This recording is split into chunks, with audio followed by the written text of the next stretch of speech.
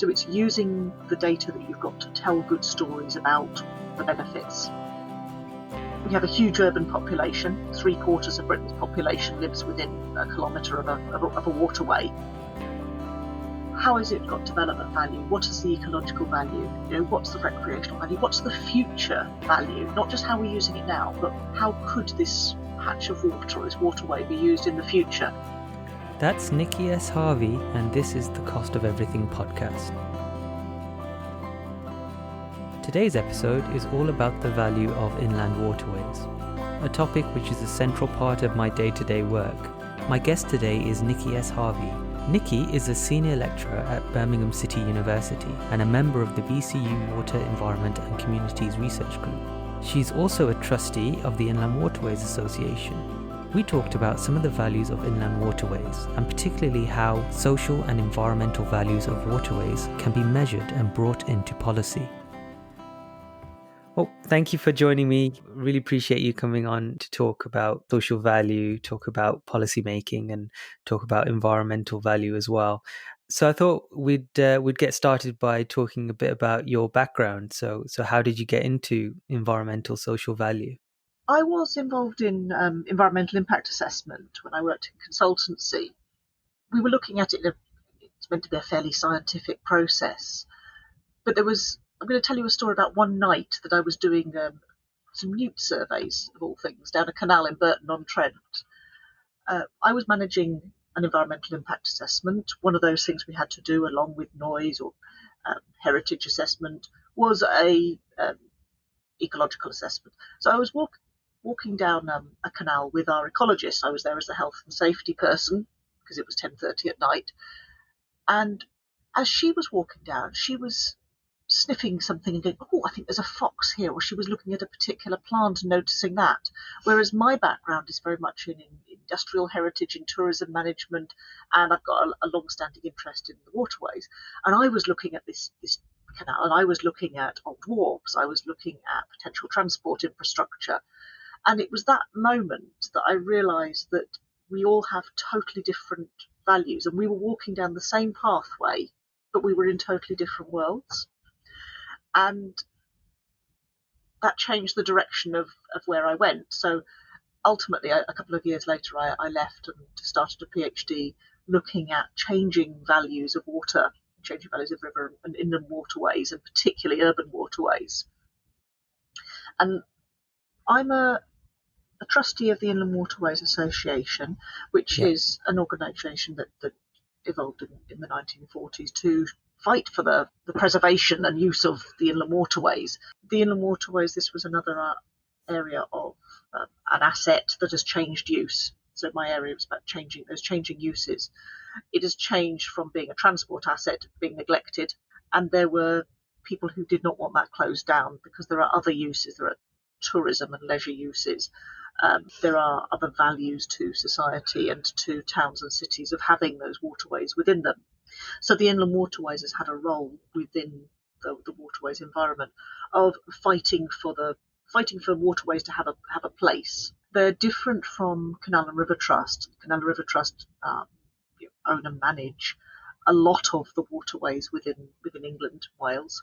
Inland waterways deal with all navigation authorities. So as well as the Canal and River Trusts waterways, you have environment agencies, you have things like the River Avon Trust, you have lots of smaller ones. So we're dealing with all of those different waterways and navigation authorities, but particularly with navigations as opposed to just water, brooks, rivers, etc. Not so much, but it's navigable waterways and potentially navigable waterways, because that's sometimes the future of a waterway that can bring its own value. You don't actually have to have the water there, but you're bringing communities together with a common purpose. So if you look at canal restorations such as the Droitwich Canal or the Cotswold Canal, or the ones that have been completed such as the Huddersfield Narrow Canal or the Kennington Avon, we take those for granted nowadays, but those are only there because groups of people fought to keep them there. And that was there. It was a community value, a community focus for many, many years, coming together to dig out locks, to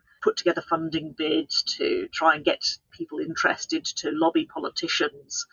And all of that process is about trying to sell the value of those waterways to to people who may or may not be interested in the details of it, but they want to look at the principles, but also stage by stage, the fact that you're getting people together, you're outside you're having exercise outside, you're learning new skills, you're getting people talking to each other usually on a local level about what's going on in their area.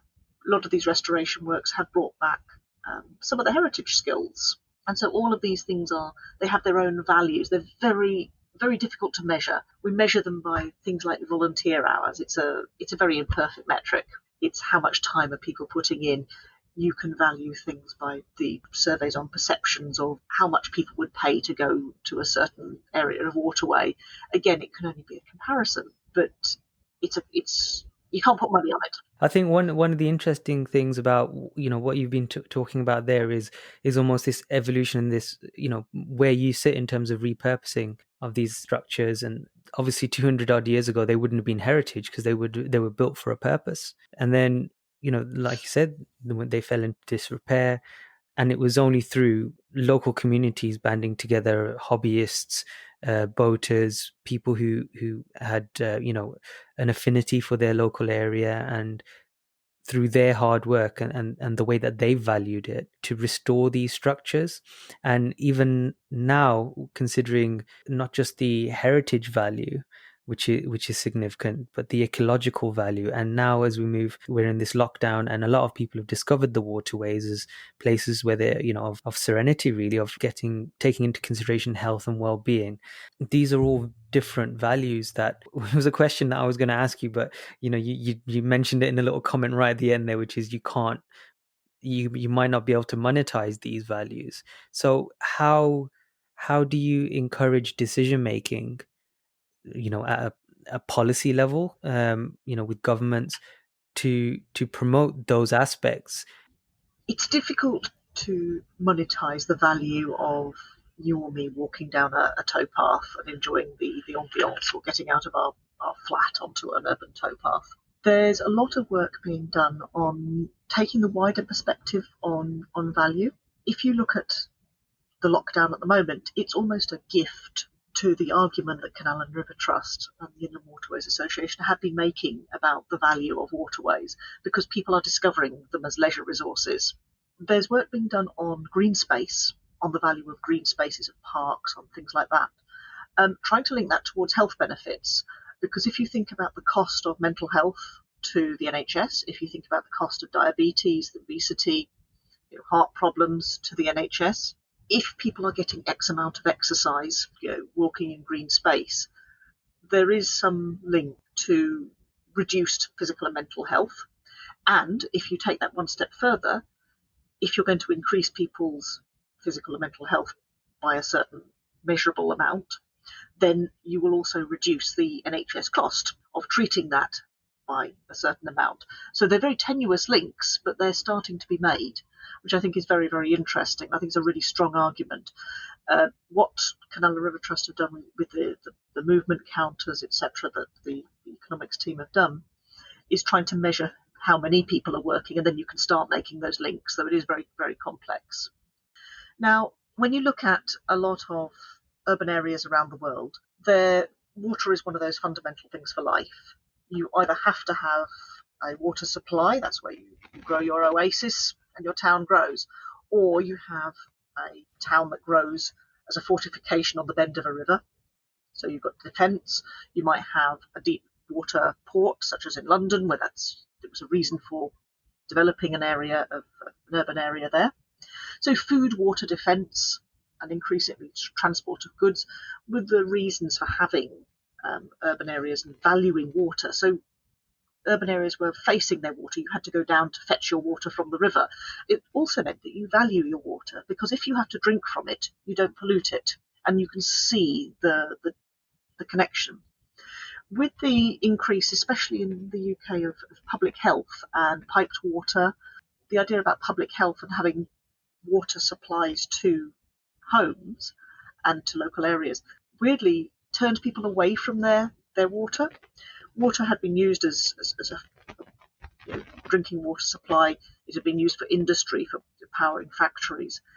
Once you started having things like clean streets and rinsing water off, you started rinsing water downhill, and all the effluent would just go into the river, and the rivers became nasty, horrible places that you actually didn't want to be near. Through, especially sort of the 80s, of seeing the potential in water, and you look around the world, and there are waterfront developments everywhere. Some of the larger waterways in Europe, some of the transportation waterways, and how can we use them for leisure, for tourism, but also for other things like flood alleviation.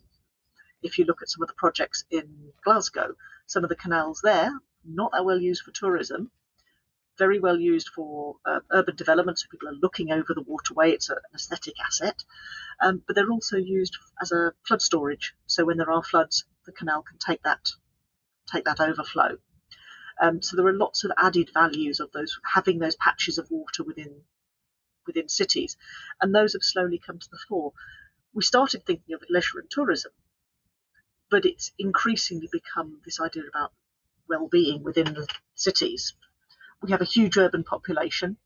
3/4 of Britain's population lives within a kilometre of a waterway, and we have these amazing assets. And as I said, lockdown this past year has been a boon, because people are discovering these local assets which were previously neglected, and thinking, wow, this is wonderful wildlife corridor. They are corridors, and they are semi-secret worlds as well. Somebody once said to me, stepping through a doorway onto an urban waterway is the closest thing in real life to stepping through the back of the wardrobe. You can step off a busy street, and you walk down often what's just a doorway and a brick wall, and suddenly you are in this area, and there's a silence about the water. You've got a lot of greenery. It's a nature corridor, because you think you have all these networks of waterways where wildlife can travel. Strangely, people say hello to each other on the towpath, hello to each other on the road. Yeah. There's just something different. Definitely, I've experienced that in quite a few areas where I've wandered down onto the cut, and when you go down, and this is the thing, it is that journey that you're stepping from this one level to a different level. As soon as you start walking down the canal along the towpath, you are in this completely different world. There's an area which is previously part of the Industrial Revolution. This is the Black Country, and there's now a nature reserve there. There's now you see birds. You don't hear the traffic down there. There's cyclists going past to say hello. There's people walking past saying good morning. And you see the boater going past, and you have a quick word with the boater. And it's a massively different environment. And it is this kind of situation where we're all now, and I guess different to when the Industrial Revolution started and when the canals were first built up. The majority of the population are in urban centers now. The view of a green space is it does have a value to it.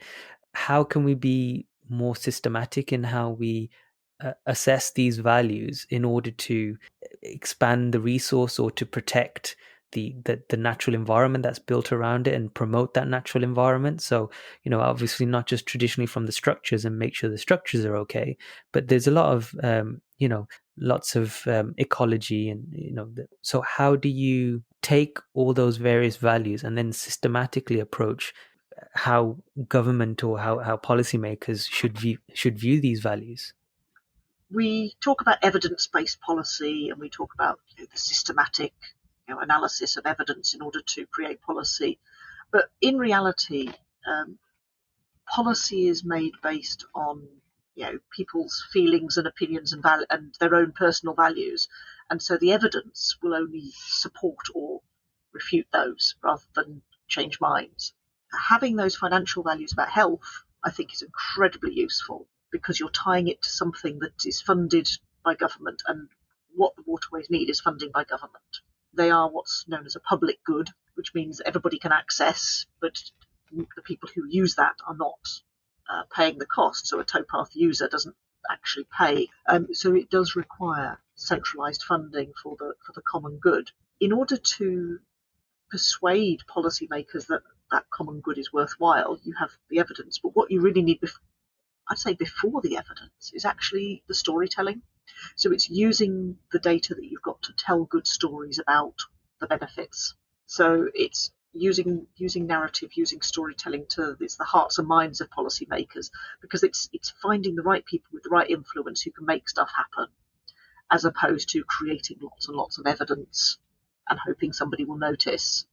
So it's that storytelling aspect, and some of that is about using visuals.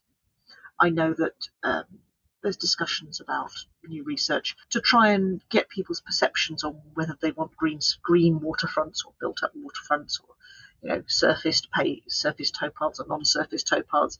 And you can get, in terms of the systematics, you can get people's preferences, and you can take that across certain different areas. But you're really looking at it on a case study basis. So I'm afraid I can't offer the magic bullet to measure all of this stuff, because it is very difficult to measure. And because it's difficult to measure, that social value, environmental value, it often gets forgotten. And so for me, the way of getting it on the agenda, on the policymakers' agenda, to be considered, not even to be made decisions on, but to be considered, is telling those stories about the value, and the value that people are finding this year about using their local waterways is a fantastic opportunity. How those urban waterways in particular are making a difference to people's lives, and potentially following through with that to say, well, so will they become more involved, or once the gym's reopened, do they just never go again?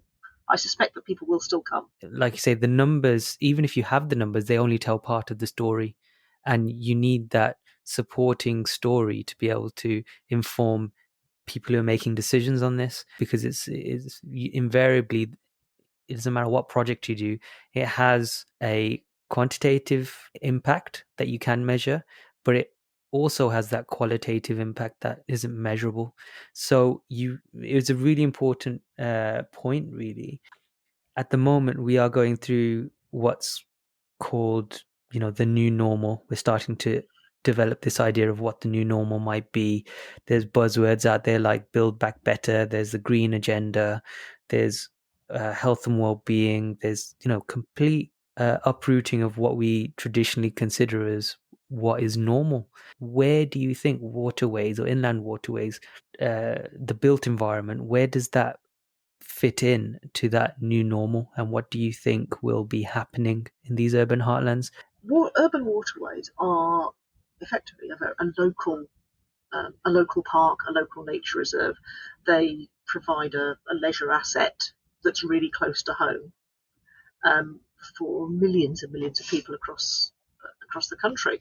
There are many people who are bemoaning not being able to fly to Spain or go on holiday to Thailand as their leisure, or go to the gym, or all of these things that cost money, and are discovering the free local gym that is a canal. I think it's wonderful that people are discovering this, and I'm seeing people on the canal who I wouldn't normally have seen, who are discovering this green space. But I think this is the real value of them in this new normal. If we're looking towards localism, if we're looking towards creating local communities, local resources, local leisure assets, we're looking towards improving local health outcomes, investing in local urban waterways in what are often very, very deprived areas that these canals go through, encouraging the use of those, I think is going to be a big win. I'm going to give you another example of a project in Wolverhampton, which in a very small way has done this. There was a derelict wharf, and it was taken on by a group of residential moorers who wanted to develop their own community moorings, a group called Urban Moorings. Now, where they were on the canal, there'd been a lot of antisocial behaviour opposite. There were some derelict factories which will become flats one day. The canal towpath is a natural through route, but people weren't using it because of the antisocial behaviour, because it felt very closed in, and you don't really want to walk down and feel isolated. Now, as soon as the boats moved in, and they'd wave every morning, say, "Hiya, guys," to the people who were on the other side, the antisocial behaviour moved away, and people started walking their kids to school and back along that towpath, and suddenly, basically, the natural surveillance of that boatyard has opened up an area of towpath that's opposite, that's unconnected with their boatyard. So they've been part of the regeneration and the revitalisation of that area of canal by living there. A lot of our areas of canal are quite isolated, and as a woman on my own, I feel very wary about walking down some isolated areas, All you need is to encourage a little bit of residential boating, some canal side activities, improving the surfacing of those canals so they are easier to get along by families, so you can walk along with a pram without getting it stuck in the mud. Those aspects, so you create leisure assets that are safe and accessible, and that's bringing the waterways as part of the city, because it's so, even if a canal is got some litter in it, it might be a bit scruffy, it's still much nicer than walking along a city street to get your exercise. For me, there's a lot that can be learnt from how these urban projects have been developed, and I think part of what you're telling me is it's not just looking at the numbers. There's a wider impact, and that wider impact, it's not necessarily about measuring it. It's about amplifying the voices of those people who are affected by it, and understanding sort of the mechanisms that exist to sort of enable that voice to be heard by the decision makers. That doesn't always come out when you have a business case or a specific policy sometimes. I think I've taken up quite a bit of time. So what is your one takeaway message that you want to give to the listeners? I would say, when you are looking at a patch of water, try and imagine how many different perspectives there can be on that water. Look at it not from what you're using it for, but how has it got development value? What is the ecological value? What's the recreational value? What's the future value? Not just how we're using it now, but how could this patch of water or this waterway be used in the future? Because that is one of the key things when we're looking at value. We think about the now, but when we take the ecosystem services type approach, we're looking at the option value or the legacy value, the future values of some of our heritage and natural assets. And we don't want to cut those off by thinking just about the now. So look at it in the different perspectives, because the more we know about who might use that water, who values it and how, the better decisions we can make, because we can at least take those things into consideration when we're making decisions about water. Well, thank you again for joining me on the show, Nicki. It's been a really interesting episode, considering obviously waterways are very close to my heart, and the decisions we make around the legacy that they'll have, and how we impact on society through the decisions we're making. It's been a really interesting chat, so thank you. I hope you enjoyed that, guys. I've only really been aware of the health benefits of walking down the canal towpath in recent years, and during the COVID lockdown, I had more friends and family say that they started to use the canals for their daily exercise. I guess the big thing for me is the impact that a personal story or the community has on policy making. You have to tell the story. An individual, a group, or a community can have a massive impact.